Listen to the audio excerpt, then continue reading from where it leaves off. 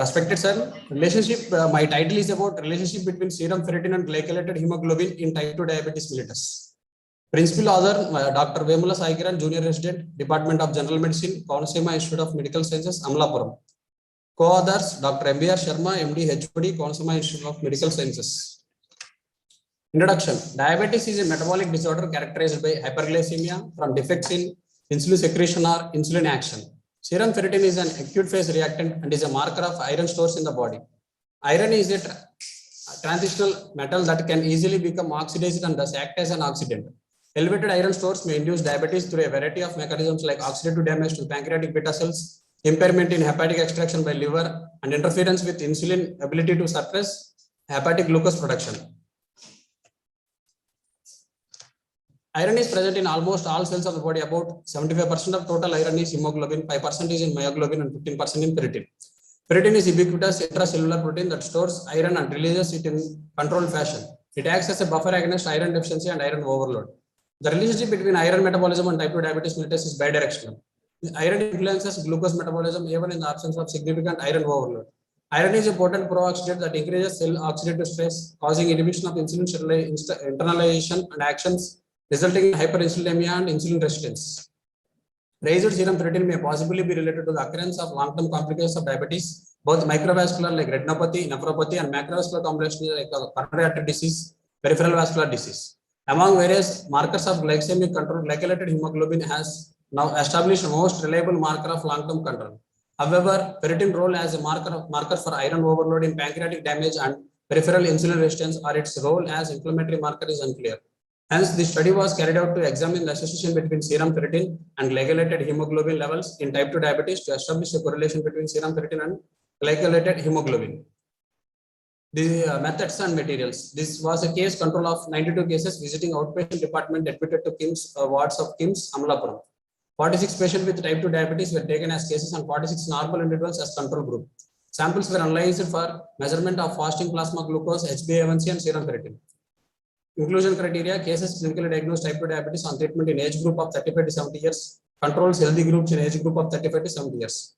Exclusion criteria: chronic infections, chronic liver disease, chronic renal disease, patients on corticosteroid therapy, and other states associated with altered serum ferritin like hemochromatosis, anemia, chronic alcoholics.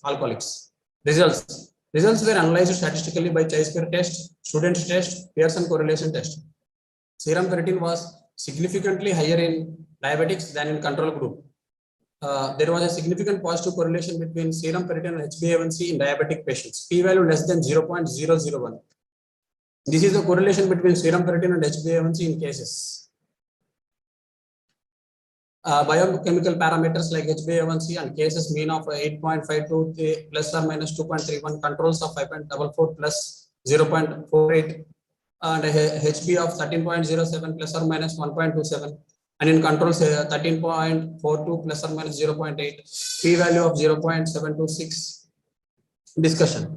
In the study cases for diabetic patients, there was significant difference of HbA1c between cases and controls. The mean serum ferritin level of diabetic patients was significantly higher than that of controls. Among the subjects, those with higher ferritin level also showed high HbA1c. We also found that serum ferritin level was positively and significantly correlated with HbA1c in diabetic patients.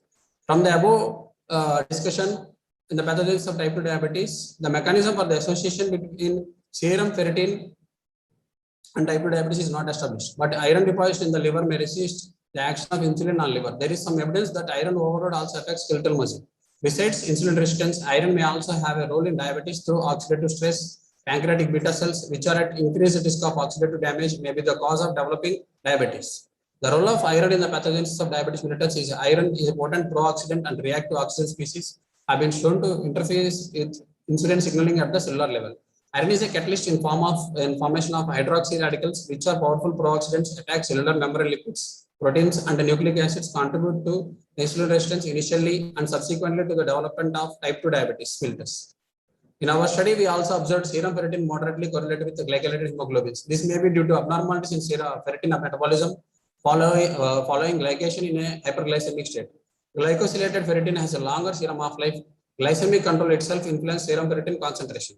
Conclusion. Findings in the study supported that there is significant increase in serum ferritin in diabetes mellitus compared to control group. Positive correlation between serum ferritin HbA1c is also found, and we can conclude that hyperferritinemia may be one of the causes for decreased insulin production and development of insulin resistance in diabetes mellitus. Thank you. నాది poster కూడా ఉందండి.